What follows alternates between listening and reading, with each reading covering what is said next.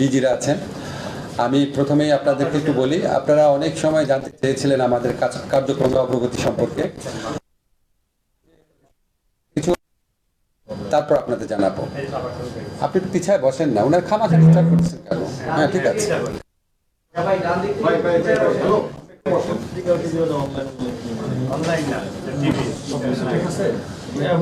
ঠিক আছে, আপনি একটু সাইড থেকে নেন না, সবাই সবাইকে সহযোগিতা করেন। আচ্ছা, ঠিক আছে। আচ্ছা, তো আমাদের কাছে মনে হয়েছিল একটু অগ্রগতি হোক, অগ্রগতি হলে আপনাদের জানাবো। তো আমি যখন প্রথমে মিনিস্ট্রিতে আসি, আসার পর আমার এখানে যারা মিনিস্ট্রিতে আছে তারা আমাকে যেভাবে সহযোগিতা করেছেন আমি খুবই কৃতজ্ঞ ওনাদের প্রতি। অনেক সময় আমরা শনিবার দিন অফিস করেছি এখানে, প্রথম শুক্রবারও আমরা অফিস করেছি। রাত্রে ওনারা যখন যে জানতে চেয়েছি হেল্প করেছেন। আমাদের একজন বন্ধু ছিলেন, আপনারা জানেন, বিশিষ্ট অর্থনীতিবিদ জিয়া হাসান, উনি জার্মানিতে সেটেল। তো উনি স্ব-উদ্যোগে বিনা বেতনে বিনা পারিশ্রমিকে এখানে কনসালটেন্ট হিসাবে কাজ করেছেন কিছুদিন, করে আমাদের বিভিন্ন নীতি এবং সিদ্ধান্ত গ্রহণে সহায়তা করেছেন। আমরা ওনার প্রতি কৃতজ্ঞ। দুর্ভাগ্যক্রমে সামনে রাখতে পারলাম না। তো আমি আপনাদের প্রথমে আমরা কি কি পদক্ষেপ নিয়েছি সেগুলো একটু জানাই, তারপর যদি আপনাদের কোয়েশ্চেন থাকে অবশ্যই এই মন্ত্রণালয় সম্পর্কিত, অন্য কোনো মন্ত্রণালয়ের উত্তর ওইখানে যাই দেবো, এখানে না, সেটা আপনারা করতে পারবেন। আমাদের সচিব মহোদয় আছেন, ডিজিরা আছেন, যদি সম্ভব, যদি আমার পক্ষে কোনো কিছু উত্তর দেওয়া অসম্পূর্ণ থাকে ওনারা কন্ট্রিবিউট করবেন, অসুবিধা নেই। আমরা এটা আধা ঘন্টার মধ্যে শেষ করব। প্রথম হচ্ছে কি, আমরা এখানে আসার পর প্রবাসী যারা আমাদের রেমিটেন্স আর্নার যারা আছে, যাদের আমরা রেমিটেন্স যোদ্ধা বলি, যাদের উপর বাংলাদেশের অর্থনীতি দাঁড়িয়ে আছে, তাদের প্রতি আমরা আমাদের দায়িত্ব পালন করতে পারি নাই। আমি আমার ব্যক্তিগত জীবনে দেখেছি, যখন এয়ারপোর্টে দেখতাম, এয়ারপোর্টে মানে আমরা অসৎ ব্যবসায়ী হোক, রাজনীতিবিদ হোক, তাদেরকে আমরা ভিআইপি মর্যাদা দিই, কিন্তু আমাদের রেমিটেন্স আর্নার যারা, তাদের সাথে আমরা অত্যন্ত খারাপ ব্যবহার করি, অপমানজনক ব্যবহার করি। এটা আমার সারা জীবনে একটা খুব দুঃখ ছিল, মনে হয়েছিল যে এটা আসলে অ্যালাউ করা উচিত না। যাই হোক, সেরকম মানসিকতা নিয়ে আমরা কাজ শুরু করেছি, কি কি করা যায়।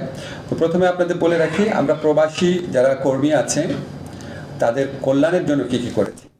প্রথম আমরা যে কাজটা করেছি সেটা হচ্ছে, আপনারা জানেন এখানে একটা প্রবাসী কল্যাণ ব্যাংক আছে, এই ব্যাংক থেকে ঋণ দেওয়া হয়।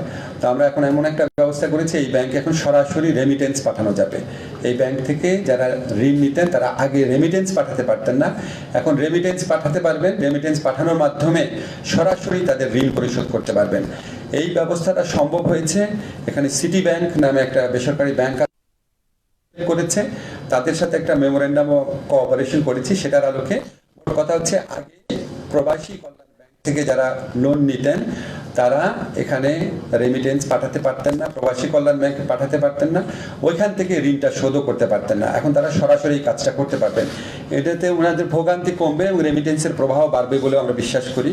আমরা প্রবাসী কল্যাণ ব্যাংকের পাশাপাশি অন্য আরো 12টি বাণিজ্যিক ব্যাংক, দেশের বৃহৎ 12টি বাণিজ্যিক ব্যাংকের সাথে আলাপ করেছি। আমরা বলেছি শুধু প্রবাসী কল্যাণ ব্যাংক না, আপনারাও প্রবাসীদেরকে ঋণ দেন। এখন প্রবাসীদের ঋণের অনেক বেশি প্রয়োজন আছে। তো ওনারা আমাদের সাথে এগ্রি করেছেন, ওনারা রাজি হয়েছেন, কিন্তু এটার জন্য একটা ক্রেডিট গ্যারান্টি লাগবে। এটা বাংলাদেশ ব্যাংকের সাথে আমাদের যে সচিব মহোদয় আছে উনি কথা বলেছেন, বাংলাদেশ ব্যাংকের গভর্নর আছেন, উনি অত্যন্ত হেল্পফুল। উনি আমাদের সাথে যেভাবে কথা, আশা করছি এই ক্রেডিট গ্যারান্টিটা অচিরেই হয়ে যাবে। আমাদের কাছে মনে হয়েছে উনি পজিটিভ। এই ক্রেডিট গ্যারান্টিটা হলে এই 12টা যে বাণিজ্যিক ব্যাংক আছে তারাও প্রবাসীদেরকে ঋণ দিতে পারবে, যেটা আগে কখনো ছিল না। এর পাশাপাশি আমরা প্রবাসীরা আমরা লক্ষ্য করেছি যে ওনারা প্রবাসী কল্যাণ ব্যাংকের যে মূল শাখাটা, এখানে আসার ক্ষেত্রে অনেকের অনেক প্রতিবন্ধকতা থাকে, অনেক দূর প্রান্ত থেকে আসেন। এই জন্য আমরা যে সমস্ত এলাকায় আপনার সোনালী ব্যাংক এবং অগ্রণী ব্যাংক রয়েছে, ওই সমস্ত জায়গাতে প্রবাসী কল্যাণ ব্যাংকের বুথ স্থাপনের জন্য, অর্থাৎ আরও কোনো টাকা খরচ না করে বা ম্যান পাওয়ার খরচ না করে, আমরা অগ্রণী ব্যাংক এবং সোনালী ব্যাংক ওনাদেরকে প্রস্তাব দিয়েছি যে ওনাদের কিছু কিছু রিমোট জায়গা থেকে যেসব প্রবাসীরা আসেন এবং প্রবাসী অধ্যুষিত এলাকা থেকে যারা আসেন, সেখানে যেন আমরা প্রবাসী ব্যাংকের বুথ খুলতে পারি।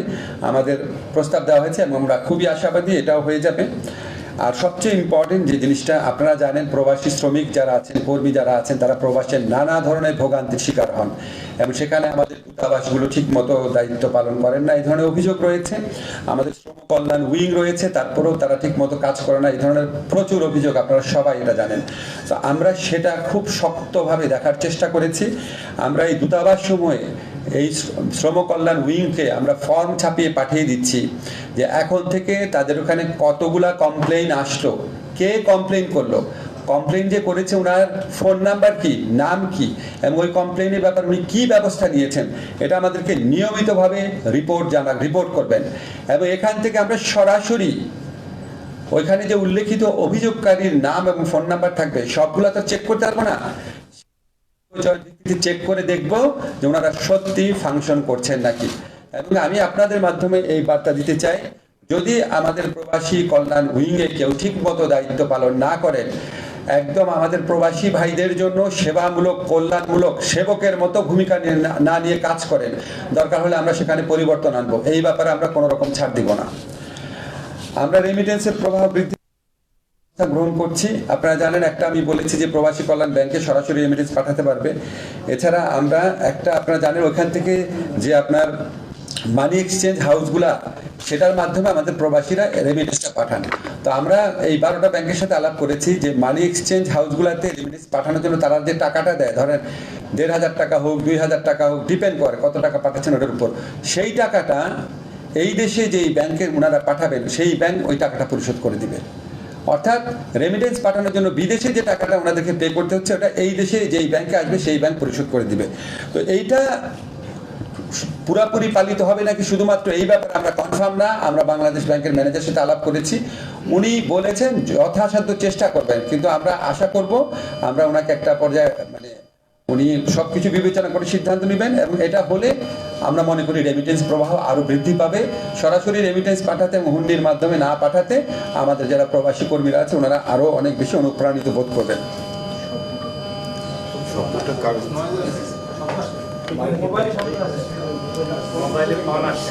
মোবাইলটা একটু সরান। আচ্ছা, এখানে মোবাইল রেখেছেন মনে হয়।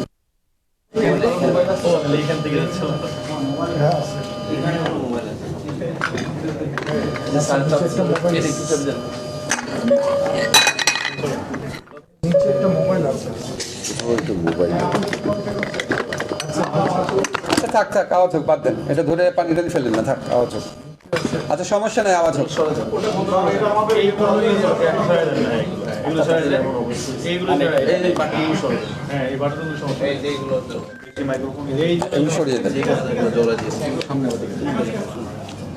আচ্ছা, এগুলি ছাড়া আপনার রেমিটেন্সের প্রবাহ বৃদ্ধির জন্য আমরা আরেকটা পদক্ষেপ হাতে নিয়েছি, সেটা হচ্ছে ওয়েজ আর্নার বন্ড ক্রয়ের ক্ষেত্রে এখন সর্বোচ্চ সীমা হচ্ছে 1 কোটি টাকা। আমরা সেটা বাতিল করার প্রস্তাব করেছি। এগেইন বাংলাদেশ ব্যাংকের অনুমোদন লাগবে, সহায়তা লাগবে। আমাদের মনে হয়েছে উনি এটা করে দিবেন, বেশ পজিটিভলি উনি এটা নিয়েছেন।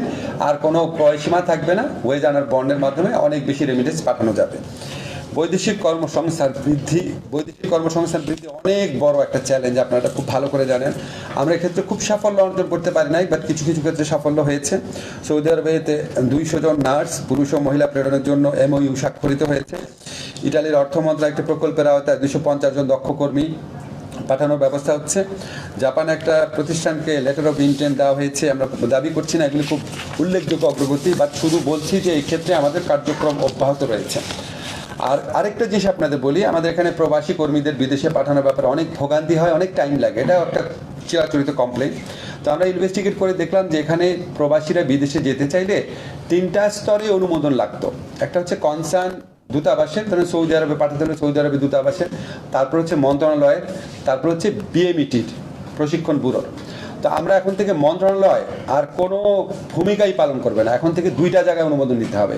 তো 3টা জায়গার পরিবর্তে যখন 2টা জায়গায় অনুমোদন নিতে হবে, তাহলে প্রবাসীদের এই বিদেশে যাওয়ার ক্ষেত্রে অনুমোদন প্রক্রিয়া যে ভোগান্তি, সেটা আমাদের হিসাব মতে অনেক কমবে এবং 15 থেকে 30 দিন সময় কমে যাবে। লিড টাইম আমরা বলি, ওনাদের যে যাওয়ার প্রস্তুতির যে সময়টা, সেটা যদি 3 মাস লাগতো আগে, এখন আমরা আশা করি এটা 2 থেকে 2.5 মাস লাগবে বড় জোর। আমরা চেষ্টা করবো অন্তত 1 মাস কমানোর জন্য।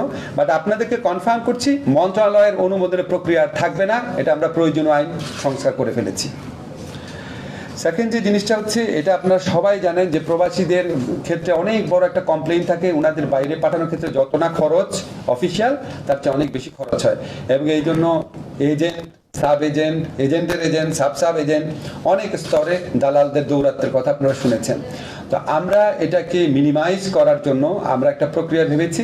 আমরা এখন থেকে এজেন্ট, সাব এজেন্ট যারা আছেন, সাব এজেন্ট বিশেষ করে, এজেন্টরা তো আমরা এখানে নিবন্ধিতই, সাব এজেন্ট যারা আছেন, ভদ্র ভাষায় সাব এজেন্ট বললাম, মানে যাদেরকে আপনারা অনেক সময় দালাল বলেন, বা তাদের মধ্যে ভালো লোকও আছেন, খারাপ লোকও আছেন, আমরা ওনাদেরকে রেজিস্ট্রেশন করে দিব। রেজিস্ট্রেশন করে দিলে ওনারা একটা জবাবদিহিতার প্রক্রিয়ার মধ্যে থাকবেন। এবং আমরা আশা করব, আজকে বাইরের নেতৃবৃন্দ আছেন, ওনাদেরকে বোঝানোর চেষ্টা করব, ওনারা যদি আমাদের সাথে সহযোগিতা করেন, ইনশাআল্লাহ আমরা এই সাব এজেন্টদের দৌরাত্ম্য অনেকাংশে কমাতে পারবো। এই দৌরাত্ম্য কমানো গেলে বিদেশে যাওয়ার যে অহেতুক যে অতিরিক্ত টাকা দিতে হয়, সেটা কিছুটা হলেও কমবে, আশা করি অনেকাংশে করবে। এবং আমি আশা করি বাইরের নেতৃবৃন্দ আছেন, ওনারা সহযোগিতা করবে, এটা আমরা করতে পারবো।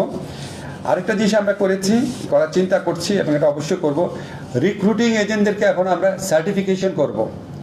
ওনাদের পারফরমেন্সের ভিত্তিতে, ওনাদের অভিজ্ঞতার ভিত্তিতে, ওনাদের পাস্ট রেকর্ডের ভিত্তিতে আমরা ওনাদেরকে ক্যাটাগরাইজ করব, যে ক্যাটাগরি এ রিক্রুটিং এজেন্ট হচ্ছে এটা, ক্যাটাগরি বি হচ্ছে এটা, ক্যাটাগরি সি হচ্ছে এটা। সো এটা করলে ওনাদের মধ্যে পারস্পরিক প্রতিযোগিতা বৃদ্ধি পাবে, গুড প্র্যাকটিস বৃদ্ধি পাবে, এবং যারা ভোক্তা পর্যায়ে আছেন, অর্থাৎ প্রবাসী কর্মী হিসেবে যারা যেতে চান, তারাও একটা নির্দেশনা পাবেন যে না, এই রিক্রুটিং এজেন্টের বিরুদ্ধে কমপ্লেন কম, এদের পারফরমেন্স ভালো। আমরা আশা করি এটা করার মাধ্যমে অভিবাসন প্রক্রিয়ায় পলিসি ইন্টারভেনশন করা যাবে, ভোগান্তি অনেক কমবে।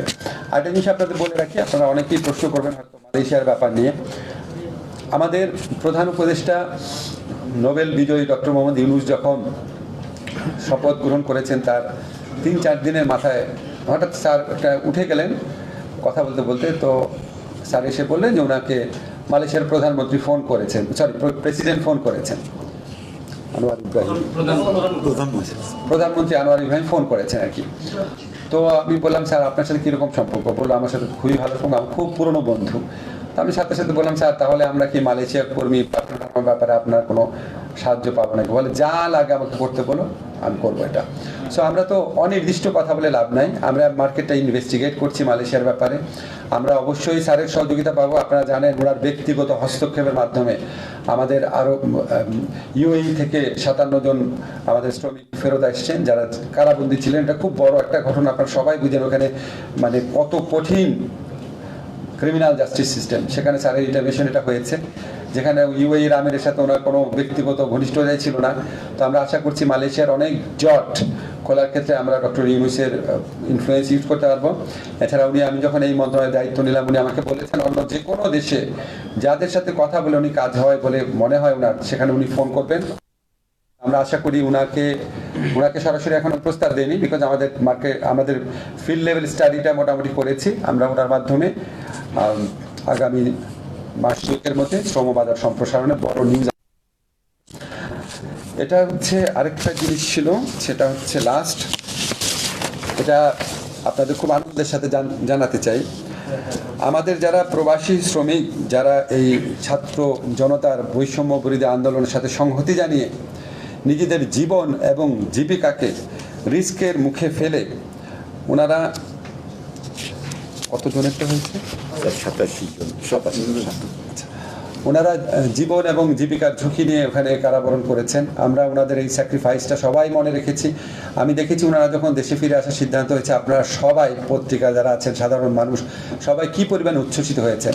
আজকে আপনাদেরকে আরেকটা গুড নিউজ দিতে চাই, আমরা প্রবাসী কল্যাণ মন্ত্রণালয়ের পক্ষ থেকে ওনাদের পুনর্বাসনের ব্যবস্থা করব। আমাদের অলরেডি 87 জনের সাথে যারা ফিরে এসছেন, আপনারা জানেন 57 জন না, আরও অনেকেই বন্দী ছিলেন, অনেকেই ফিরে আসছেন। 87 জনকে আমরা এনলিস্ট করতে পেরেছি। আমরা ওনাদের বাংলাদেশে ওনাদেরকে আমরা ওনাদের প্রতি এটা আমাদের দায় মনে করি। বাংলাদেশে আমরা প্রবাসী কল্যাণ ব্যাংকের প্রবাসী কল্যাণ যে স্কিম আছে বিভিন্ন আমাদের ওই মন্ত্রণালয়ের মাধ্যমে, আমাদের ব্যাংক আছে একটা, আমাদের একটা ওয়েজ বোর্ড আছে কল্যাণ বোর্ড আছে, আমাদের বিএমইটি আছে, যেখানে আমাদের মোট কথা আমাদের মন্ত্রণালয়ের মাধ্যমে তাদেরকে কর্মসংস্থান মানে চাকরি হোক, ব্যবসার উদ্যোগ হোক, সেটার ব্যবস্থা করব। দরকার হলে আমরা এখানে যারা প্রাইভেট সেক্টর আছেন, যারা খুব মানব কল্যাণের কাজ করেন, তাদের সাথে যোগাযোগ করব। এমনও আমরা চিন্তা করেছি যে ওনাদেরকে আমরা একটা সিড মানি দিয়ে আমাদের প্রবাসী কল্যাণ ব্যাংক থেকে যদি করার স্কোপ থাকে, আমরা ওনাদের উদ্যোক্তা হওয়ার যদি ওনাদের ইচ্ছা থাকে সেখানেও আমরা ওনাদেরকে সহযোগিতা করব। যদি প্রয়োজন হয় আমরা এখানে যে আপনারা জানেন গ্রামীণের আওতায় গ্রামীণ ব্যাংকের যে ফরম্যাট রয়েছে, তাদের বিভিন্ন উদ্যোক্তা কর্মসূচি রয়েছে, দরকার হলে তাদের সাথে পার্টনারশিপে কাজ করব। মূল কথা হচ্ছে আমরা ওনাদেরকে বিকল্প কর্মসংস্থানের ব্যবস্থা করব। বয়েসেলের মাধ্যমে সম্ভব হলে বিদেশে পাঠানোর চেষ্টা করব, অন্য কোনো দেশে। একটা দেশে তারা যেতে পারে না, হয়তো অন্য দেশে পারবে। সম্ভব না হলে আমরা আমাদের প্রবাসী কল্যাণ মন্ত্রণালয়ের উদ্যোগে নেতৃত্ব দিয়ে অবশ্যই তাদের কর্মসংস্থানে আমরা সর্বাত্মক প্রচেষ্টা গ্রহণ করব। ধন্যবাদ আপনাদের। যদি কোনো স্পেসিফিক প্রশ্ন থাকে করতে পারেন, রিপিট করেন না প্লিজ। একটু একজন করে বলেন। ইউএনজিতে কাজ করি। আপনাকে ধন্যবাদ জানাই। আপনি খুব বেশ কিছু উদ্যোগ গ্রহণ করেছেন, যেগুলো খুবই কার্যকরী পদক্ষেপ নিচ্ছেন, সেই জন্য আপনাকে ধন্যবাদ। আমার স্পেসিফিক প্রশ্ন হচ্ছে, মাইগ্রেশন কস্ট নিয়ে গত যে সরকারগুলো ছিল, প্রত্যেকটি সরকারই কমিটমেন্ট ছিল, মূল একটা এজেন্ডা ছিল যে মাইগ্রেশন কস্ট জিরো করবে। এই সরকারের প্রতি মানুষের অনেক আশা আকাঙ্ক্ষা আছে এবং আপনি খুব আইন মন্ত্রণালয় খুব গুরুত্বপূর্ণ সিদ্ধান্ত নিয়েছেন। আশা করি এখানে আপনার কাছে অনেকে আশা করে জিরো কস্টের ব্যাপারে আপনি কি আবার এই উদ্যোগটা সফলভাবে করবেন কিনা।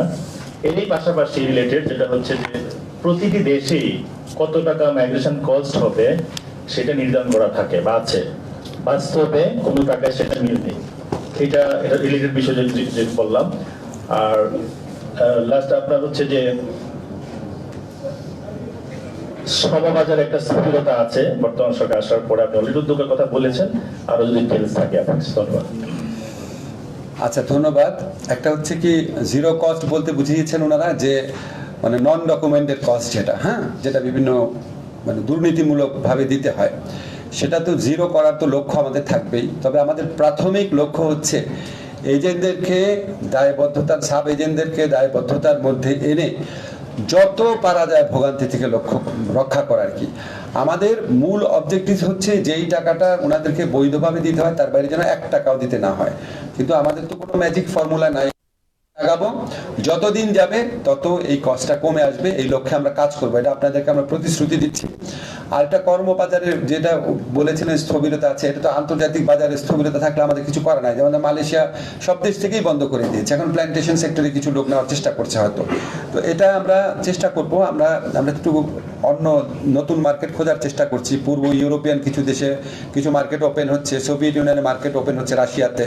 তবে সেখানে আবার এক ধরনের রিস্ক আছে। পূর্ব ইউরোপের কথা বলে ওনারা আসলে ওখানে থাকেন নাকি চলে যান, কোনো রিস্কে পড়েন নাকি, সেটা আমাদেরকে খুব থরলি ইনভেস্টিগেট করতে হবে। আমরা চেষ্টা করব নতুন বাজার সম্প্রসারণের চেষ্টাও করব।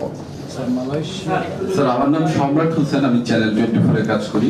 জি, আপনাকে শুরুতে স্বাগত এই প্রবাসী কল্যাণ ও বৈদেশিক কর্মসংস্থান মন্ত্রণালয়। আসলে এই অন্তর্বর্তী সরকারের আপনি যেটি বলছিলেন যে বড় সাফল্য আমিরাত থেকে ফেরত আনা 57 সহ 87 যে প্রবাসী বাংলাদেশী, তাদেরকে বিশেষ করে বিমানবন্দরেও দেখা যাচ্ছে যে এই মুহূর্তে আসলে অনেক কিছুরই পরিবর্তন হয়েছে। সেজন্য আপনার এই অন্তর্বর্তী সরকারকে বিশেষ ধন্যবাদ। আপনি যেটি বলছিলেন যে মালয়েশিয়া নিয়ে যদি আমরা একটু কথা বলি, বিশেষ করে মালয়েশিয়ার শ্রমবাজারটি যেহেতু বাংলাদেশিদের জন্য একটি অন্যতম শ্রমবাজার, 2016-18 ওই সময়টিতে আমরা দেখেছি যে মালয়েশিয়ার শ্রমবাজার নিয়ে এই যে গত সরকারের সময়ে বিভিন্ন ধরনের অনিয়ম, সিন্ডিকেশন, এইসব বিষয় একেবারে স্পষ্ট ছিল।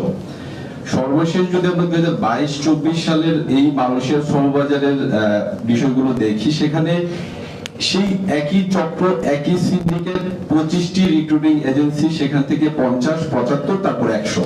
এখানে যারা আমরা এই বিতে কাজ করি এটি সবাই জানে, এটা ওপেন সিক্রেট। আর এখানে যারা সিন্ডিকেশন করেছে সেই একই লোক। আমি যদি স্পেসিফিক বলি সেটি হচ্ছে রুহুল আমিন সরকার, বারবার হচ্ছে এই সিন্ডিকেশন হয়েছে, এটি সবাই জানে। সেখানে আমার প্রশ্ন হচ্ছে যে গত সরকারের সময় যে প্রবাসী কল্যাণ প্রতিমন্ত্রী ছিলেন তিনি বলেছিলেন যে 17,000 কর্মী যেতে পারেনি। আপনি যেটি বললেন যে মালয়েশিয়া সব দেশের জন্য বন্ধ করেছে শ্রমবাজার, কিন্তু মালয়েশিয়া কিন্তু 3 মাস আগে আমাদেরকে জানিয়েছিল যে তারা আর কর্মী নতুন করে নেবে না।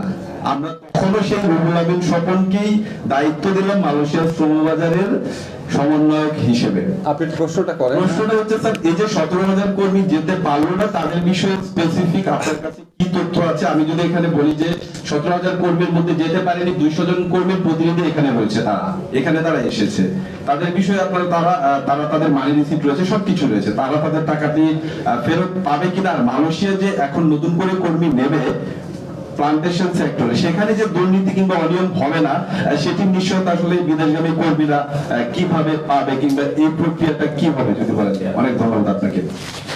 ধন্যবাদ, বোঝা যাচ্ছে আপনি এই ব্যাপারে একজন এক্সপার্ট, থ্যাংক ইউ। আসলে 17,000+ জনের ব্যাপারে আমরা অলরেডি পদক্ষেপ নিয়েছি। আমরা বসেছিলাম সব যারা রিক্রুটিং এজেন্ট আছে ওনাদের সাথে।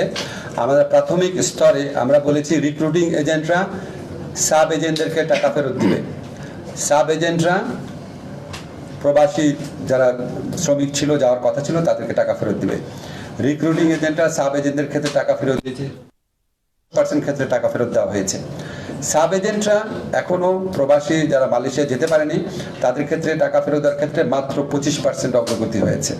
প্রত্যেকের সিগনেচার সহ আপনার কাগজ যে আমরা টাকাটা ফেরত পেয়েছি, সেরকম আমরা পেয়েছি মাত্র। বাট এটা আমরা সময় যে বেঁধে দিয়েছিলাম সেটা আছে। আমরা আশা করি এটা 100% আমরা অ্যাচিভমেন্ট করতে পারবো। 17,000 কেন যেতে পারেনি সেই ইতিহাস আমি আর তুলব না, আপনারা সবাই জানেন এটা আমাদের সরকারের আমলে না, আগের আমলে হয়েছে। সিন্ডিকেটের কথা যে বলেছেন, আমরা ওয়েল অ্যাওয়্যার আছি সিন্ডিকেট নিয়ে।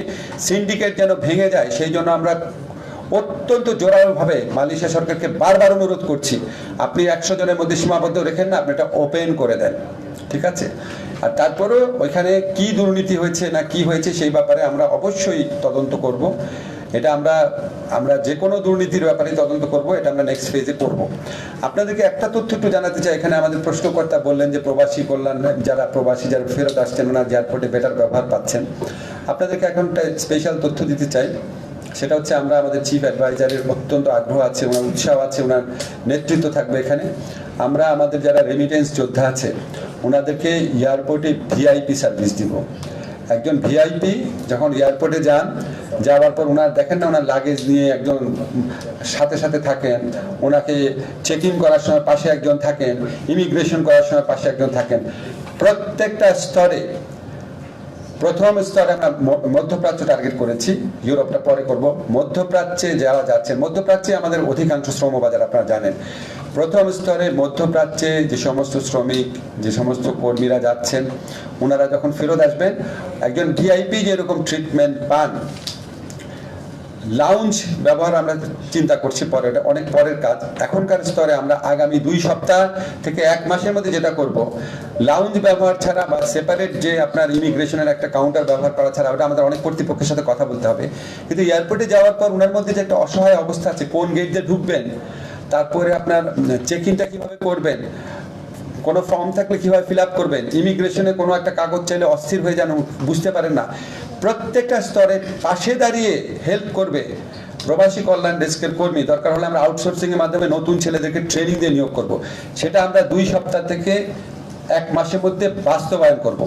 এবং একজন প্রবাসী যেন কোনো অবস্থাতেই এয়ারপোর্টে হয়রানির শিকার না হন, অসহায় অপমানিত বোধ না করেন, এই ব্যাপারে আমাদের 0 টলারেন্স থাকবে, এটা আমরা অবশ্যই নিশ্চিত করে ছাড়বো।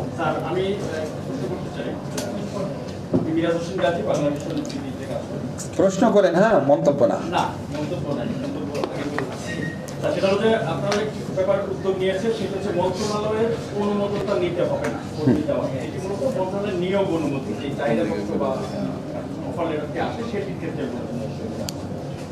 বাস্তবতা হচ্ছে যে আমরা তো পরিবেশন ব্যয় বা খরচ নিয়ে বলি, কিন্তু এই প্রতিটা প্রক্রিয়ায় সেই অ্যাপ্রুভাল থেকে শুরু করে ওই দেশের, এরপরে আমাদের দূতাবাসের অ্যারেস্টেশন, এরপরে মন্ত্রণালয় নিয়োগ অনুমতি, এরপরে রিক্রুটিং এজেন্সি, এরপরে বিএমএডি ক্লিয়ারেন্স, প্রতিটি ধাপে অনিয়ম অসচ্ছতা আছে, যে কারণে কিন্তু কর্মীরা গিয়ে ওইখানে কাজ পায় না, বেকার থাকে। যদি এই বিষয়টা আমরা সামনে কমাই, এখন মন্ত্রণালয়ের হাতে কিন্তু স্যার এই ক্ষমতাটি ছিল, এবং মন্ত্রণালয়ের কাছে সবাই এই জন্য একটু দায়বদ্ধ থাকতো যে মন্ত্রণালয় নিয়োগ অনুমতি লাগে, এবং অ্যাটাস্টেশনের স্বচ্ছতাটাও তখন আপনারাও যাচাই বাছাই করার সুযোগ পেতেন।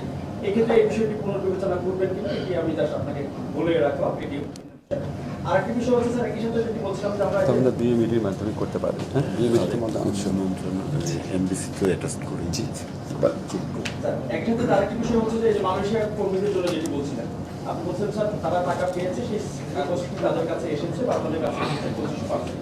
তো তাদেরকে অধিকাংশ ক্ষেত্রে এই কাগজে সই করা হয় তাদের ইচ্ছার বিরুদ্ধে নাম্বার 1। নাম্বার 2 হচ্ছে যে তাদেরকে টাকা দেওয়া হচ্ছে যেগুলো একেবারে সীমিত সংখ্যক টাকা দেওয়া হচ্ছে।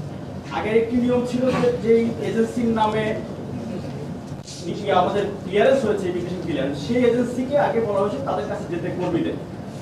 এরপরে বাইরা নেতৃবৃন্দ সিদ্ধান্ত নিয়েছেন আপনি সহ বৈঠক করে যে এখন ওই সিন্ডিকেট বা 100 এজেন্সি যারা ভিসা প্রসেস করেছে তাদের কাছে নয়, যারা আসলে কর্মীর কাছ থেকে টাকা নিয়েছে সেই অথরাইজ রিক্রুটিং এজেন্সি, সেই এজেন্সির কাছ থেকে টাকা নেওয়ার জন্য আমাদের অনেক কর্মীরাই কিন্তু এই জায়গাটি চান।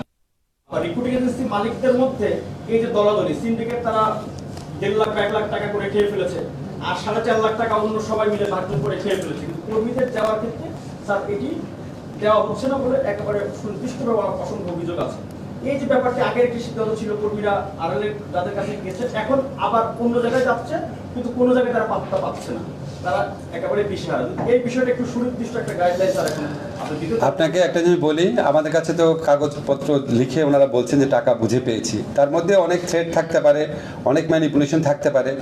সমস্ত কাগজপত্র পাওয়ার পর আপনাদের মতো সাংবাদিকদের সহযোগিতায় আমরা আবার ইনভেস্টিগেশন করব। এখন যেই লোকটা ধরেন তার 5 লাখ টাকা ধরেন ফেরত পাওয়ার কথা, সে 2 লাখ টাকা পেয়ে হয়তো লিখে দিচ্ছে, আজকে লিখে দিচ্ছে, 3 মাস পর যখন আমরা ইনভেস্টিগেশন করবো তখন তো তার দায় দায়িত্ব থাকবে না। আমরা অবশ্যই এটা পুনরায় ইনভেস্টিগেশন করব, আপনাকে কথা দিচ্ছি। আপনাদের প্রতি অনুরোধ, আপনারা বস্তুনিষ্ঠ রিপোর্টিং করা অব্যাহত রাখেন। এটা একটা বড় চক্র, খুব জটিল একটা ব্যাপার। এখানে মন্ত্রণালয় একার পক্ষে অনেক কিছু করা সম্ভব, আপনারা সহযোগিতা করলে আরও অনেক বেশি কিছু করা সম্ভব। আপনারা সারাক্ষণ এই সমস্ত বিষয় রিপোর্ট করতে থাকেন। আমরা যদি কোনো অন্যায় করি, ভুল করি, 1 বিন্দু ছাড় দেবেন না, সবসময় আমাদের উপর একটা ওয়াচডগ বডি রেখেন। মন্ত্রণালয়ের ব্যাপারে একটা জিনিস কি, আমরা একটা জিনিস জানি কি, যত আপনি প্রক্রিয়া বা ধাপ কমাবেন তত খরচ আর ভোগান্তি কমবে। সো আপনি যে প্রশ্নটা তুলেছেন ওই আশঙ্কা নাই কেন, কারণ ওখানে তো এমবিসি অ্যাটাস্টেশন করে দিচ্ছে। আর বিএমইটি পর্যায়ে যে অনুমোদন দিতে হয়, বিএমইটি তো আমাদেরই পার্ট, তা আমাদের 2 বার এটা করা দরকার কি, কাজে আমরা ওই আশঙ্কা আপাতত করছি না। কিন্তু অ্যাটাস্টেশন যেটা হয়, মালয়েশিয়ায় গতবার যে অ্যাটাস্টেশন হয়েছে, এই অ্যাটাস্টেশন কোনো একটি কোম্পানি পরিদর্শন করেনি আমাদের শ্রম কল্যাণ উইং। এটি নিয়ে যখন আমরা প্রশ্ন করেছিলাম তখন হাই কমিশন থেকে বলা হয়েছে মালয়েশিয়া গভর্নমেন্ট আমাদেরকে বলেছে যে অ্যাটাস্টেশন ভিজিট করতে পারবা না, ভিজিট করতে পারবা না, তুমি অ্যাটাস্টেশন করে দিলে এবং যেই কোম্পানি দেখে কর্মীরা দেখে যে কোম্পানি নাই। সৌদি আরবে হাজার হাজার কোম্পানি এরকম গোয়ার নাম সর্বস্ব কোম্পানি, কর্মী গিয়ে দেখে কোম্পানি নাই, অ্যাটাস্টেশন কেন করলো? আপনি কারেক্টলি পয়েন্ট আউট করেছেন, এই যে শ্রম কল্যাণ যে উইং আছে আমাদের বিদেশি দূতাবাসগুলোতে, এদেরকে সবচেয়ে বেশি তৎপর হতে হবে। আমরা একটা কমপ্লেইন মেকানিজমের মধ্যে দিয়ে ওনাদের আওতায় আনার চেষ্টা করছি জবাবদিহিতা। আমার কোনো একটা কনফারেন্সে কাতারে যাওয়ার ইচ্ছা আছে, সরাসরি ওখানে সবার সাথে কথা বলবো। কিছুদিনের মধ্যে ওনাদের সাথে আমার একটা জুম মিটিং করার ইচ্ছা আছে। যদি দূতাবাসগুলো ঠিক মতো কাজ করে তাহলে অনেক অনিয়মই অনেকাংশে দূর করা সম্ভব। আমরা কোনো বুলেট প্রুফ সিস্টেম পাবো না, বাট আমরা প্রতিনিয়ত চেষ্টা করে যাব এটাকে ভোগান্তি দুর্নীতি সর্বনিম্ন পর্যায়ে নেমে আনার জন্য। অন্য কেউ প্রশ্ন থাকতে পারে। স্যার আমি একটা প্রশ্ন করতে চাই স্যার, অনেক ভুল করতে যাচ্ছে স্যার।